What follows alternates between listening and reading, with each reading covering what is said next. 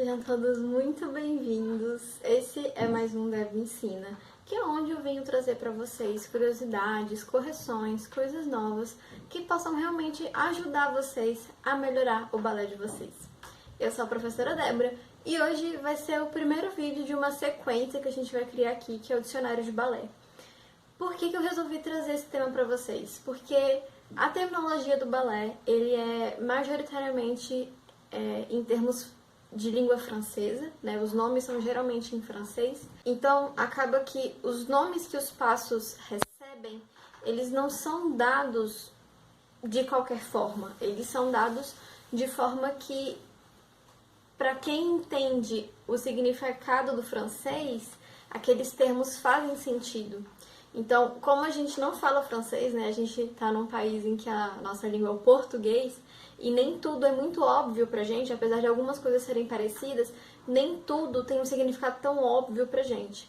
Então, eu acho que é legal trazer para vocês essa questão da terminologia, essa questão de entender os termos, para que vocês consigam entender melhor o que vocês estão reproduzindo com o corpo de vocês. Esse vai ser o primeiro vídeo de alguns vídeos daqui pra frente que vão ser filmados aqui da minha casa. Vocês podem ver que eu não tô numa sala de balé, eu não tô num estúdio, porque, né, estamos todos de quarentena em isolamento social. Então, né, respeitando aí as coisas que estão sendo decretadas pra gente e também pensando no bem, no meu bem, no bem da minha família, no bem do próximo, vamos nos manter em casa e agora vocês vão ter um pouco mais de acesso a como é a minha casa. Então sejam muito bem-vindos. Especificamente, esse dicionário de balé vai ser sobre direções de corpo, direções dos movimentos. Existem alguns termos específicos que a gente usa que designam como a gente quer que os passos aconteçam. Então, se a gente quer que o passo seja para frente, para trás, rodando, para que lado a gente vai rodar, em que sentido a gente vai rodar, se é para um lado, para o outro, enfim. E aí, em vez de a gente ter que ficar usando um monte de palavras para dizer se o passo é para frente, para trás, rodando para um lado, para o outro, para cima, para baixo, enfim, para especificar exatamente como a gente quer que o passo aconteça, a gente já tem termos pré-selecionados, pré-existentes dentro do balé, que dizem pra gente, orientam pra gente como esse passo deve acontecer. Por exemplo, eu quero fazer um cissone. Em vez de eu falar assim, você vai fazer um cissone pulando para o seu lado direito, levantando a perna esquerda, saindo a perna esquerda de trás e fechando na frente. Em vez de eu falar tudo isso, eu tenho um termozinho que eu posso usar para designar rapidamente como eu quero que esse passo aconteça. E são esses nomezinhos que a gente vai conversar sobre hoje. Qual que é o maior benefício da gente entender e aprender o significado desses termos, né? Conseguir aplicar? Para mim, é ganho de tempo, porque em vez de você ter que ficar explicando toda vez como é que acontece, como começa, como se faz, como termina, blá, blá, blá, em vez de você ter que ficar perdendo um tempão explicando essas coisas, você fala uma palavrinha e todo mundo que tá ali com você automaticamente já entende o que tá acontecendo e o que deve ser feito. Então, para você conseguir realizar e ganhar tempo e conseguir fazer muito mais coisas dentro de uma aula, por exemplo, é muito mais fácil.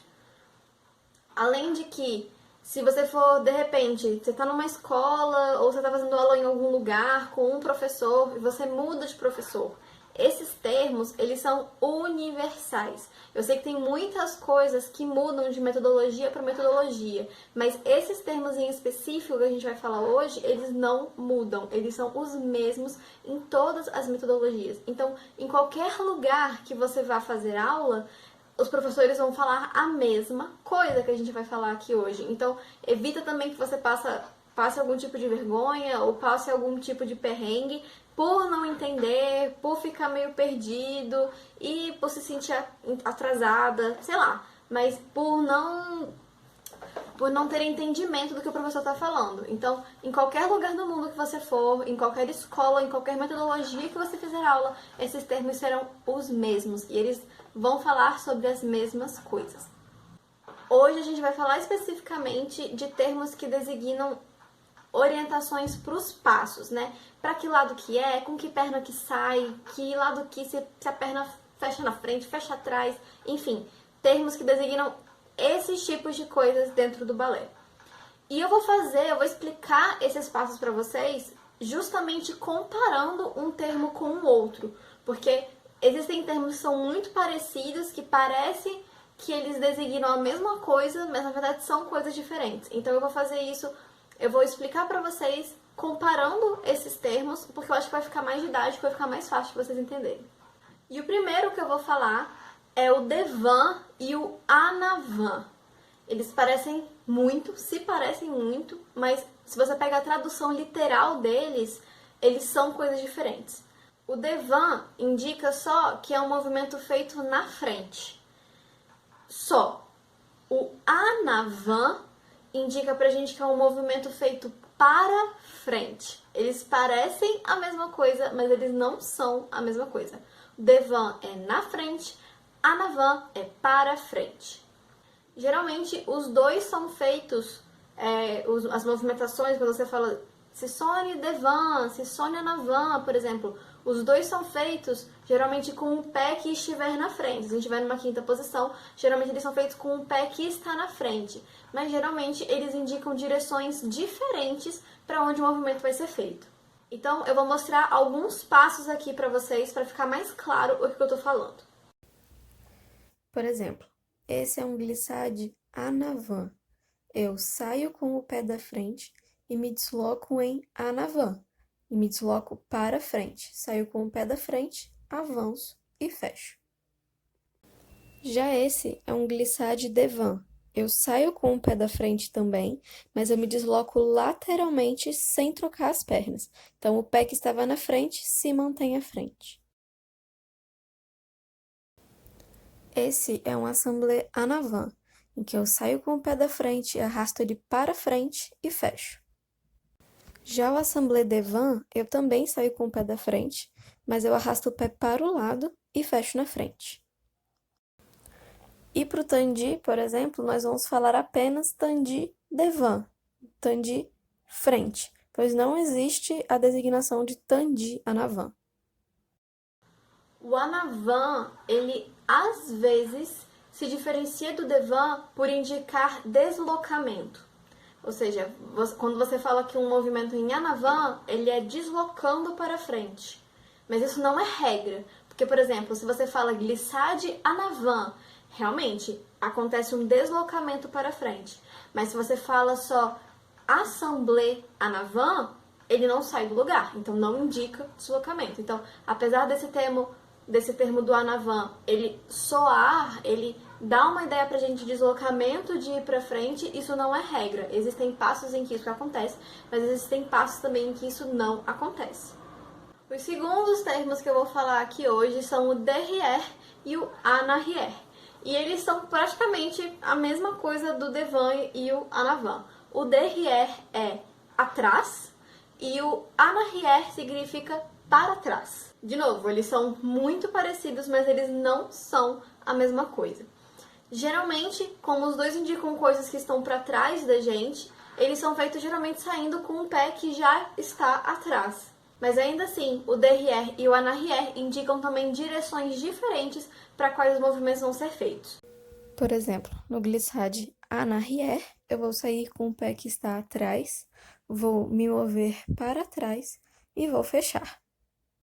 Mas no glissade derrière, eu saio com o pé de trás, me desloco lateralmente, mantendo o pé que estava atrás, ainda atrás na hora de fechar. No assemblé en arrière, eu saio com o pé que está atrás, levanto ele para trás e fecho com ele ainda atrás. E no assemblé derrière, eu saio com o pé de trás, arrasto ele lateralmente, mas fecho com ele ainda atrás. E para o tandi, assim como a gente falou para o tandi devant, a gente também só vai falar tandi derrière, porque a designação de tandi en arrière não existe, já que o tandi não sai do lugar, né? A gente fica paradinho no mesmo lugar, só abre a perna e volta.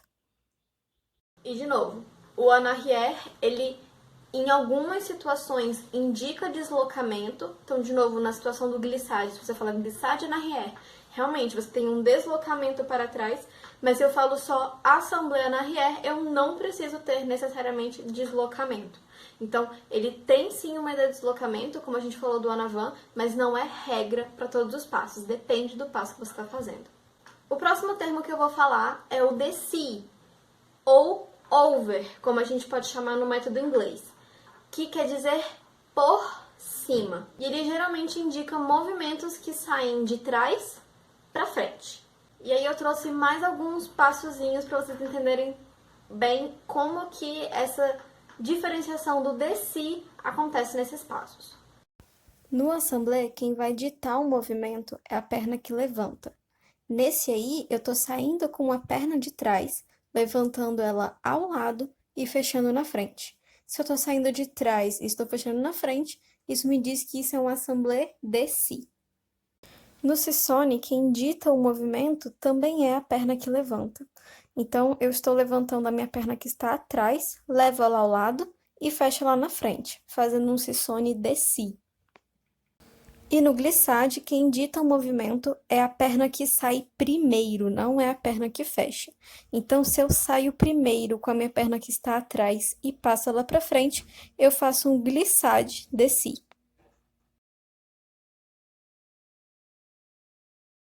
Basicamente, o que vai acontecer para você definir se o passo está sendo feito de forma desci, né, por cima, de trás para frente, vai envolver você escolher qual é a perna de ação daquele passo.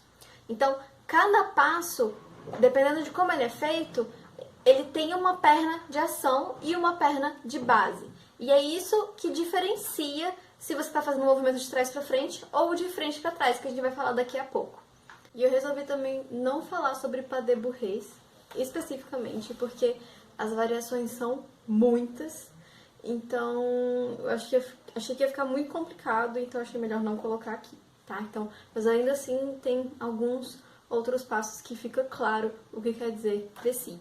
O quarto termo que a gente vai falar é o dessous, ou under, que quer dizer por baixo, né? Under a gente chama também no método inglês, mas o mais classicão mesmo é o dessous, que quer dizer por baixo.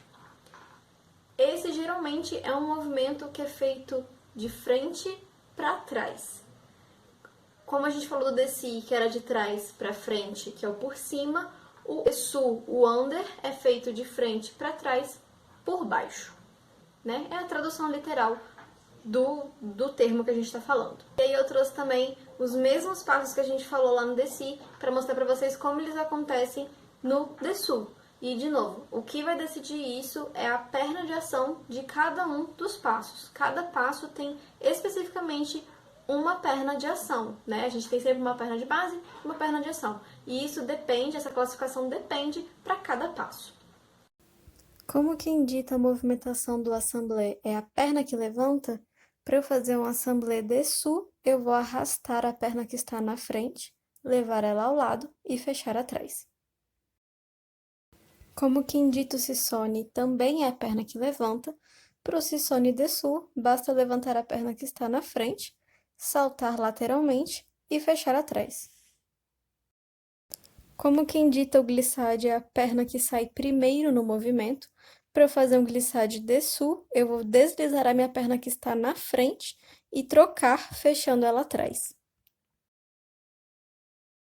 O quinto termo que a gente vai falar é o à la seconde e o décoté. E muita gente me manda mensagem perguntando qual que é a diferença entre esses dois termos. Pela tradução que a gente tem dos termos, à la seconde significa na segunda. Então são coisas que geralmente a gente faz em segunda posição, né? Alguma coisa assim mais lateralzinha. Mas décoté significa literalmente de lado. Tudo bem? Então são coisas realmente que a gente faz para as laterais. O décoté, especificamente, ele se refere a passos que a gente faz se deslocando para as laterais, que a gente não desloca nem para frente nem para trás, mas que a gente vai ou para um lado ou para o outro. Então, vamos mostrar alguns exemplos. O Sissone, por exemplo, se você faz ele desci, dessous, devant ou derrière, você está fazendo um Sissone décoté, porque você está se deslocando para as laterais. O glissade é a mesma coisa. Se você faz um glissade de-si, de-su, de-van ou derrière, você pode falar que é um glissade décoté, porque eles são feitos se deslocando lateralmente. Já a valsa, ela também existe para frente e para trás, mas quando você faz ela se movendo de um lado para o outro, a gente chama de valsa décoté. Já o à la seconde, ele indica a posição ou a direção em que algum movimento vai ser feito. Assim como a gente fala em fazer um tandi ou um grand battement devant ou derrière, a gente também vai falar em fazer tandi ou grand battement à la seconde. A gente também pode falar, por exemplo, em fazer um plié em à la seconde, porque a gente está fazendo um plié numa posição de segunda posição de pés. Então, a gente fala plié à la seconde. O sexto termo que a gente vai falar é o en tournant. A tradução de en tournant é literalmente girando. Mas aí tem uma coisa, esses giros, né, como a gente tudo é bilateral, esses giros, eles podem ser feitos de forma em serem en dehors ou em en dedans.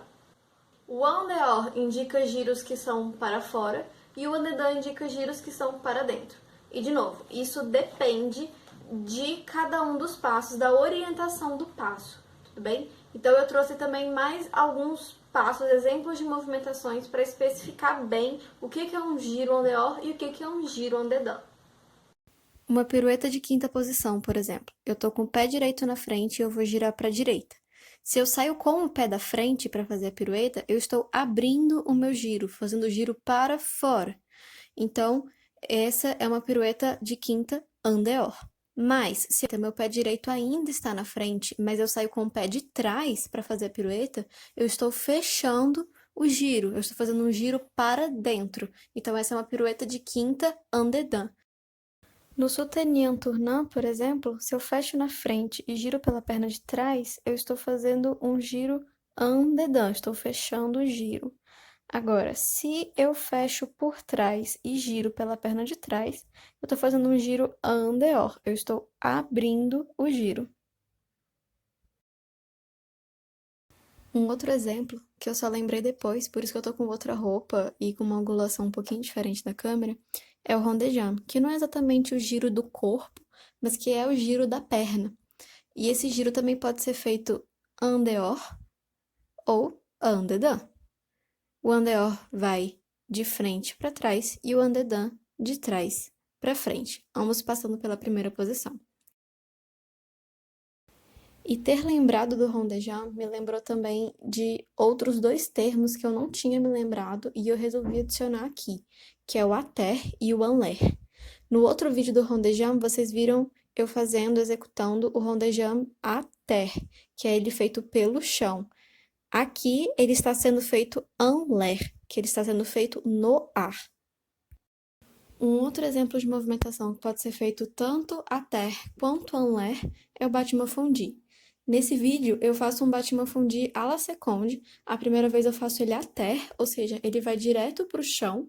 Ele não vai esticar no ar, ele estica direto no chão como um dégagé. E o segundo eu faço de forma en l'air, em que eu estico no ar.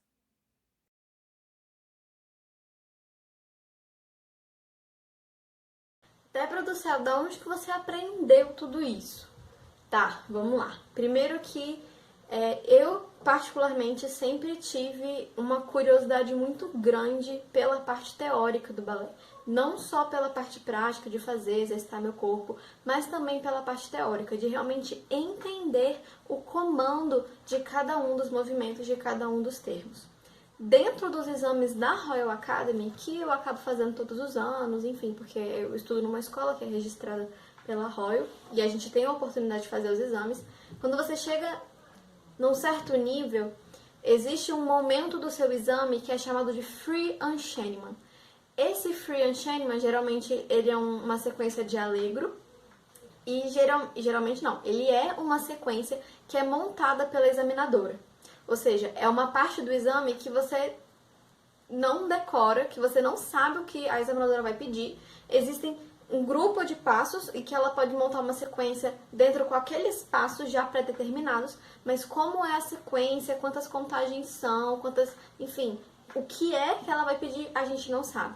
E esses termozinhos de deci, dessu, antournant, andeor, andedan, devan, derrière, anavan, anarrière, tudo isso é muito delicado, assim, vamos dizer. E é aí que ela entende se você tem o vocabulário do balé ou não, se você domina os termos do balé ou não, né? Além de fazer, você sabe balé, o teórico, é aí onde ela te avalia. Então, antes eu já me preocupava com isso, quando eu comecei a ser cobrada, então, em relação a isso, a minha preocupação foi lá pra cima, porque eu realmente precisava, numa chance, escutar o que ela queria para conseguir executar e não perder nota no meu exame. E além disso tudo também, eu dou aula de balé, eu sou professora de balé, então se eu não sei esses termos, se eu não sei, né, distingui-los e reconhecer em cada um dos passos, eu também não tenho como ensinar para os meus alunos, né, muito menos para vocês. Então, é importante também que eu tenha esse conhecimento para eu conseguir transmitir isso de forma mais fácil e mais didática para vocês. Eu sei que de início talvez seja muita informação e às vezes pode até parecer muito confuso, mas eu juro que depois que a gente entende e que as coisas vão engrenando na nossa cabeça, tudo começa a fazer muito mais sentido e começa a ficar muito mais fácil, juro pra vocês. E aí, o quanto você começa a entender do balé, dos movimentos, tudo começa a fazer muito mais sentido, as coisas dão muito mais certo, fica tudo mais legal, juro pra vocês. Então, por hoje foi isso. Eu espero muito que vocês tenham conseguido entender a diferença entre cada um dos termos, que tenha ficado claro e que eu tenha conseguido ajudar vocês de alguma forma. Se ainda surgiu alguma dúvida, uma coisa que não ficou clara, deixa nos comentários pra mim, independentemente de você estar me assistindo pelo YouTube, pelo Instagram, pelo Facebook, deixa seu comentário aí pra mim, que eu com certeza vou resolver e vou tirar a sua dúvida. Se você está me assistindo pelo YouTube, não deixa de ativar também o sininho das notificações para você ser avisado toda vez que sair um vídeo novo, segunda, quarta e sexta-feira. E também não deixe em qualquer uma das redes sociais de dar o seu like, compartilhar esse vídeo com seus amigos e também de se inscrever no canal, ou seguir o canal, ou seguir a página, enfim, depende da rede social que você tiver.